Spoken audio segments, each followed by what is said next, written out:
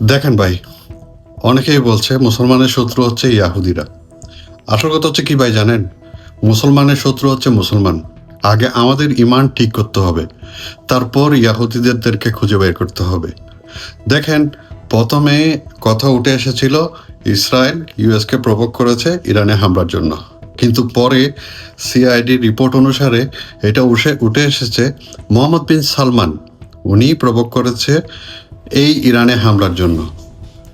এখন ট্রাম্প প্রশাসন একটু নমনীয় হয়েছে, তারা কোনো একটা সলিউশনে যেতে চাচ্ছে, এই ঝামেলাটা চুকাতে চাচ্ছে। এমন সময় মোহাম্মদ বিন সালমানের নামটা আবার উঠে এসেছে। সে ফোর্স করছে আবার ইরানে হামলার জন্য। তার উদ্দেশ্যটা একদম সহজ, এই আরব কান্ট্রিগুলো ধ্বংস হয়ে যাক। স্পেশালি সে চায়, আমার যা মনে হয়, এই ইউনাইটেড আরব এমিরেট যেন শেষ হয়ে যায়। কারণ এই ইউনাইটেড আরব এমিরেটস যেভাবে গ্রো করতেছে, যেভাবে উপরের দিকে যাচ্ছে, যেভাবে সব কিছুতে নাম্বার ওয়ান হচ্ছে, তার জেলাস হচ্ছে। সে যেটাই করতে চায় সেটাই ফেল হয়।